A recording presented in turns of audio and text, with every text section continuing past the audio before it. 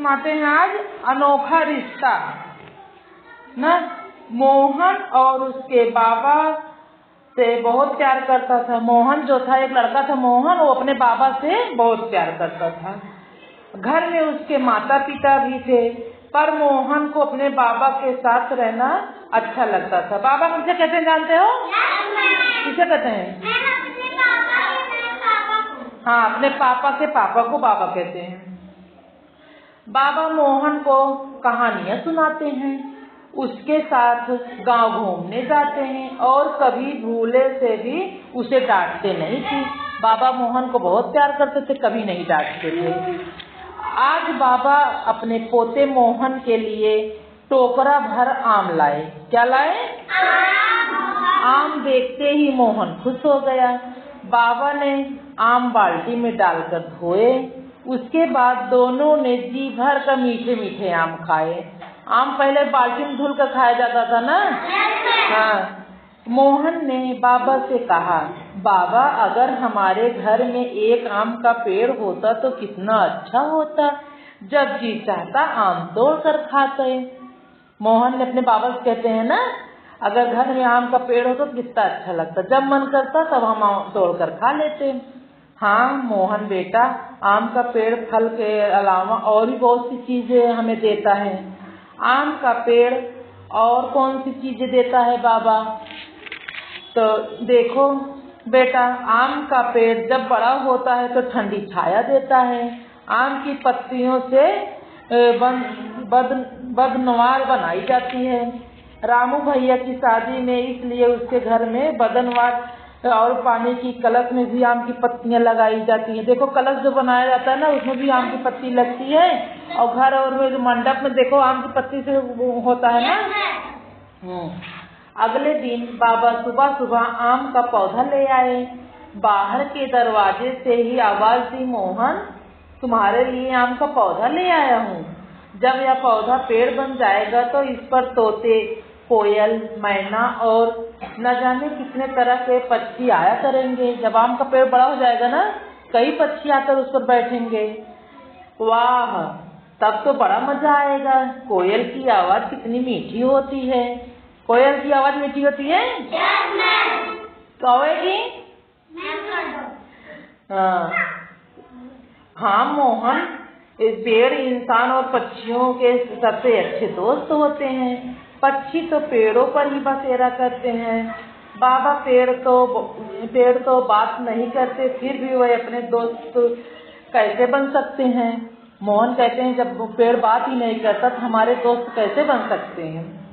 देखो बेटा, जिस तरह दोस्त हमारी मदद करती है, उसी तरह बिना तुमसे बात किए पेड़ भी तुम्हारी मदद करती है। वो कैसे बाबा?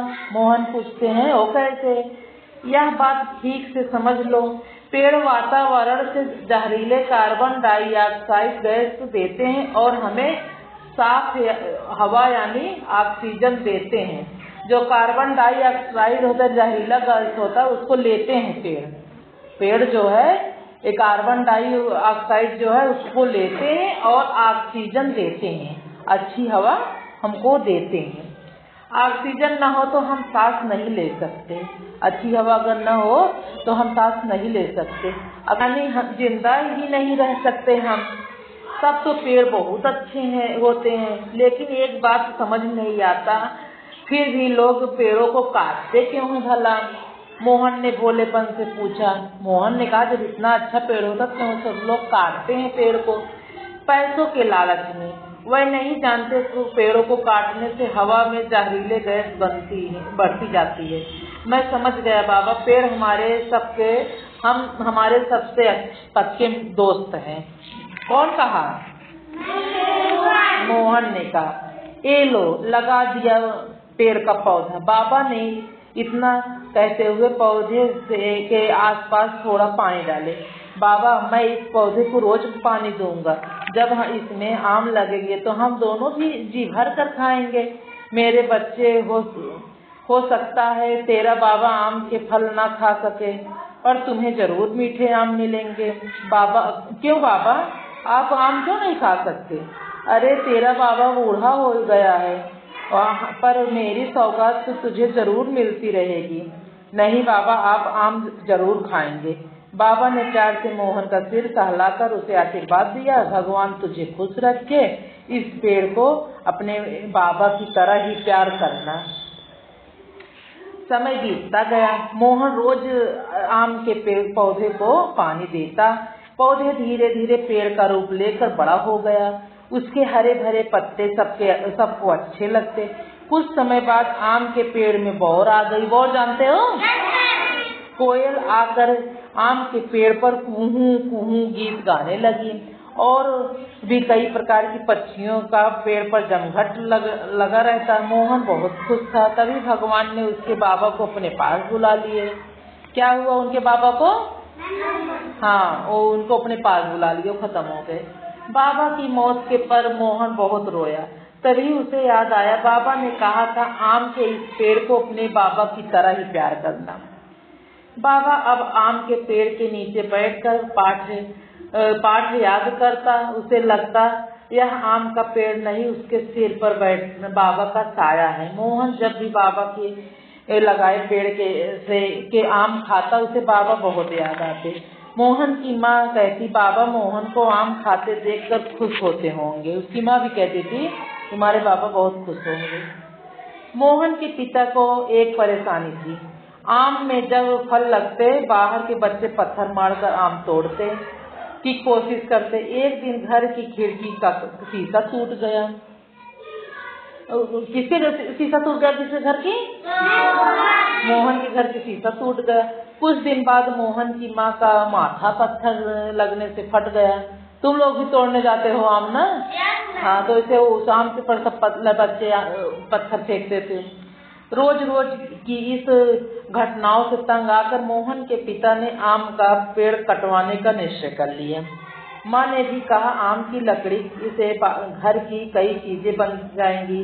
एक दिन पेड़ काटने वाली कुल्हाड़ी लेकर आ गया।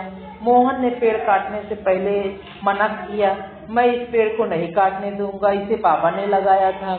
उसके पिता कुल्हाड़ी लेकर आ गए काटने ना, तो मोहन ने कहा नहीं, मैं नहीं काटने दूंगा। कौन लगाया था?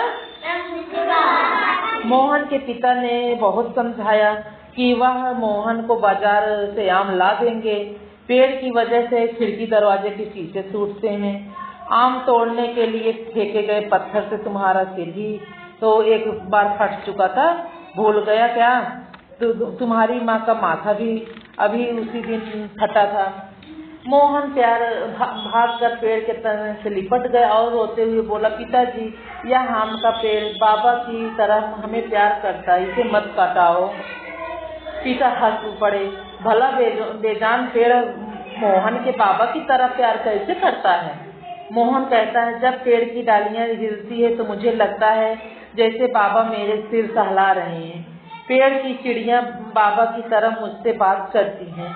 माँ ने भी मोहन को समझाना चाहा, देखो बेटा, ये बेकार की बातें हैं, तुम पेड़ से अलग हो जाओ। नहीं माँ, यह पेड़ हमारा दोस्त है। सारी जहरीली गैस लेकर यह हमें साफ हवा देता है, ठंडी छाया और मीठे फल देता है, बदले में हमसे कुछ भी नहीं लेता है। मोहन ने पेड़ के तने को प्यार से सहलाया और रोते रोते हिचकियां रोने लगा ना कि पेड़ मत काटो। माँ सोचने लगी, मोहन कहता तो ठीक है, ये पेड़ तो बस हमें देते ही हैं, लेते कुछ नहीं है, ये दाता है, फिर क्यों ना मोहन की बात मान ली जाए। कौन कहता है? उसकी माँ कहती है। तभी पड़ोस की गंगा ताई आई। उनकी बेटी की शादी में आम के पत्तों से बदनवार बनानी थी, उन्हें आम के पत्ते चाहिए थे। मोहन ने माँ से कहा, देखो माँ, आम के पेड़ की हर चीज काम आती है।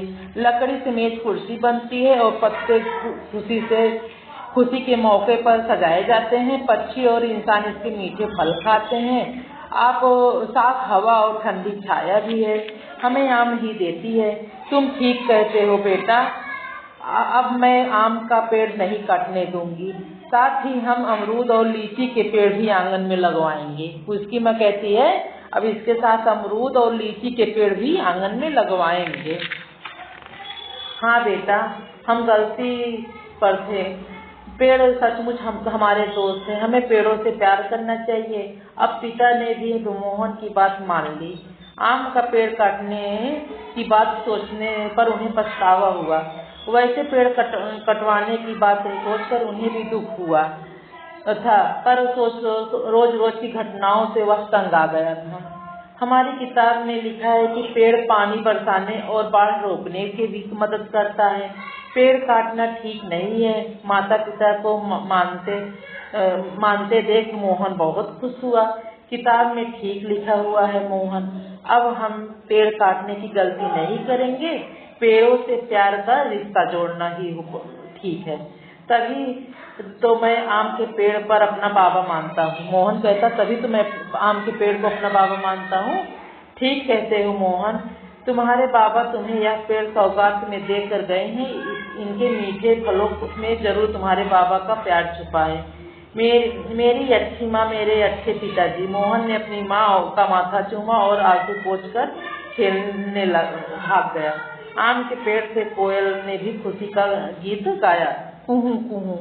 आम के पेड़ पत्ते से सजाया जाता है और आम की लकड़ी से हवन किया जाता है और कुर्सी मेज तख्त दरवाजा सब बनता है ना।